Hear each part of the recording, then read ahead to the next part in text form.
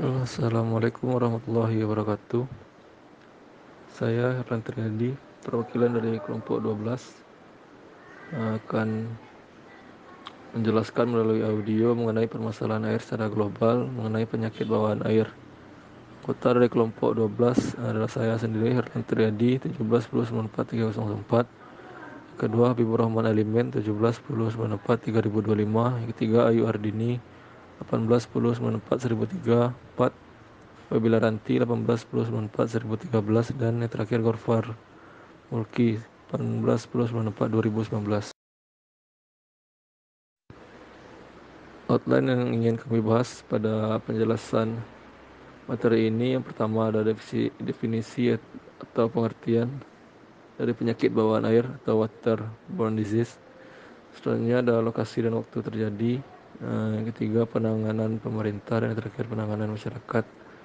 Untuk lokasi sampai ke penanganan tersebut kita bahas dalam studi kasus. Bagian pertama mengenai definisi. Penyakit bawaan air atau waterborne disease merupakan penyakit menular yang disebarkan melalui air yang disebabkan oleh mikroorganisme dalam air yang tidak diobati atau terkontaminasi. Kondisi ini disebabkan oleh mikroorganisme patogen yang ditularkan melalui air. Penyebab penyakit yang ditularkan melalui air dapat dikelompokkan menjadi dua bagian menurut Sumirat 1994, yaitu penyebab hidup yang menyebabkan penyakit menular, dan penyebab tidak hidup yang menyebabkan penyakit tidak menular. Baiklah, saya Gofar Mulki, nomor BP 1810942019, akan melanjutkan materi tentang peranan air dalam penularan penyakit. Di sini ada 4 peranan air. Yang pertama, air sebagai penyebar mikroba patogen, kemudian sebagai sarang insekta penyebar penyakit, selanjutnya sebagai sarang hospes penular penyakit, dan yang terakhir adalah air sebagai media bagi pencemaran dan bahan-bahan kimia.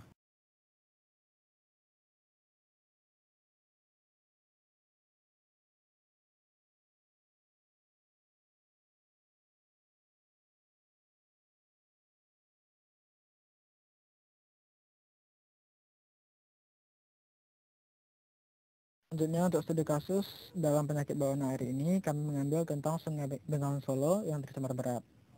Di mana di sini terjadi dua pencemaran, yaitu yang pertama aliran jadi hitam di Blora, dan yang kedua pencemaran akibat industri siu.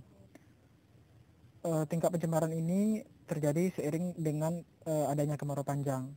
Kemudian berdasarkan hasil penelitian, di sepanjang sungai didapatkan sekitar 27% daerah aliran sungai mengalami pencemaran berat, sedangkan yang lainnya dapat dikategorikan ringan. Untuk penyebab pasti dari pencemaran ini belum bisa dipastikan karena sampel masih uji laboratorium.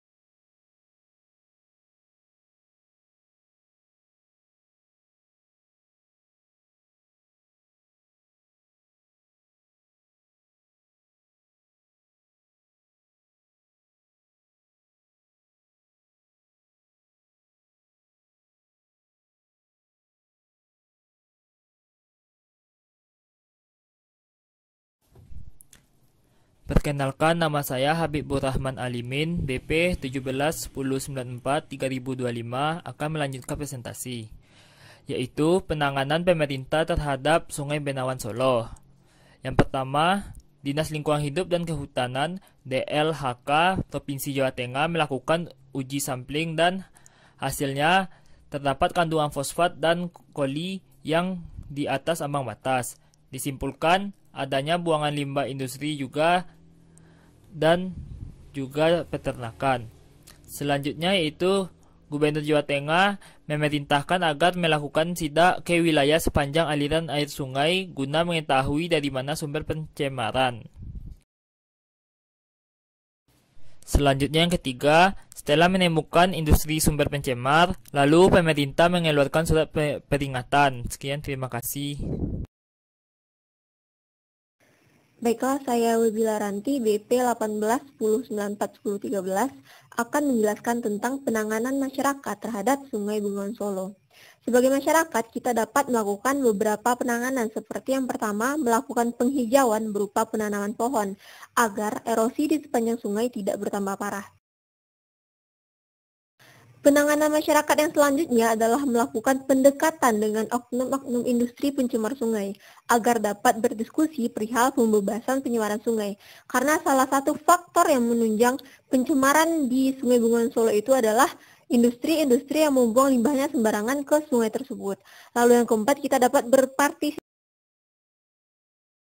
Nah, dari materi yang sudah dipaparkan tadi, kita dapat menarik kesimpulan bahwa air merupakan salah satu vektor atau pembawa penyakit. Perjalanan berbagai macam penyakit dapat menyebar luas sebab air akan selalu mengalir berdasarkan perbedaan elevasi di suatu tempat.